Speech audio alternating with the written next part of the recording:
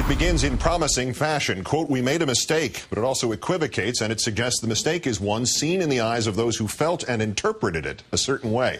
In our fourth story on the countdown, an apology, again of sorts, from Rupert Murdoch for the New York Post's Obama Dead Chimp cartoon. 6 days after its publication and 5 days after the non-apology apology from the Post's editor-in-chief, Carl Allen. Mr. Murdoch, faced with mounting national outrage over the cartoon, issued this, a statement on page 2 of today's newspaper. "As the chairman of the New York Post, I am ultimately responsible for what is printed in its pages. The buck stops with me. Last week we made a mistake. We ran a cartoon that offended many people. Today I want to personally apologize to any reader who felt offended and even insulted. Over the past couple of days I have spoken to a number of people and I now better understand the hurt this cartoon has caused. At the same time I have had conversations with Post editors about the situation, and I can assure you without a doubt that the only intent of that cartoon was to mock a badly written piece of legislation. It was not meant to be racist, but unfortunately it was interpreted by many as such. We all hold the readers of the New York Post in high regard, and I promise you that we will seek to be more attuned to the sensitivities of our community." A pleasure to welcome back the president of the National Action Network, former presidential candidate, the Reverend Al Sharpton. Thanks again for your time tonight. Thank you. Too little, too late?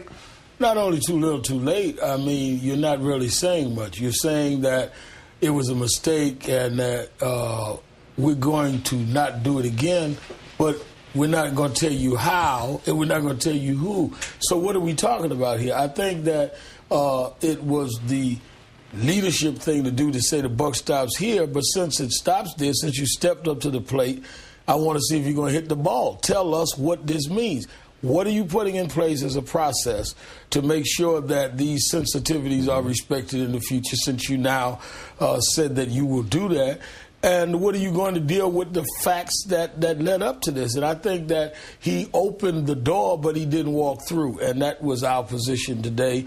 The head of the NAACP, head of National Urban League, me with National Action Network, and 20 members of the New York City Council took that position today at New York City Hall. So where do we go from here in terms of the protest? Well, the protest will continue. Councilman Charles Barron and others are continuing to organize in New York, National Action Network, NAACP around the country.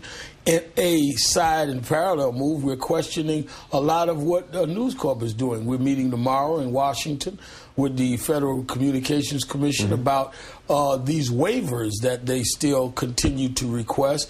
Because now, as we look in, we're saying, well, maybe the fact that there's not enough diversity in their newsrooms is why they don't understand the sensitivities that Mr. Murdoch referred to.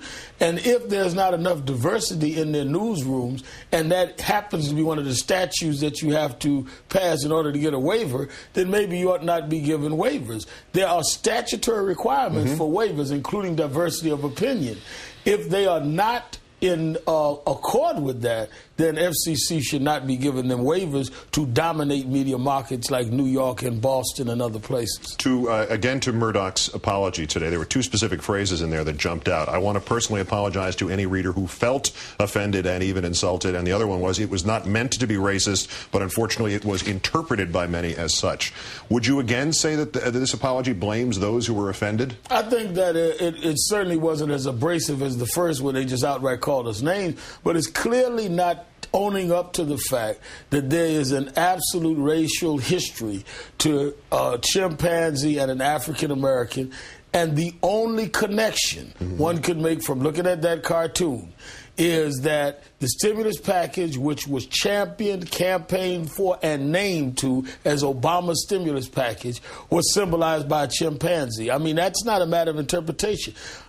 Other than that, tell me how the chimpanzee, economic stimulus, and the shooting is connected. And I think that we're copping out. Let's talk like adults. It was in very, very serious ways using the stereotype that has been often used. We asked Wednesday when it came out to tell us, how can you explain this any way differently? They didn't. Now, almost a week later, they say maybe we interpreted it wrong. Well, how should we have interpreted it? Explain to us how the chimpanzee, the stimulus package, and the shooting of the chimpanzee has anything to do with each other than the historic analogy that was always misused, that blacks is some way synonymous with monkeys. Lastly, briefly, are we getting any positive, any silver lining out of this? Because we always always hear about these situations potentially having the opportunity to lead into a national discussion. Is that possible here? Oh, yeah. Not only is it a national discussion, I have been absolutely overwhelmed with the amount of people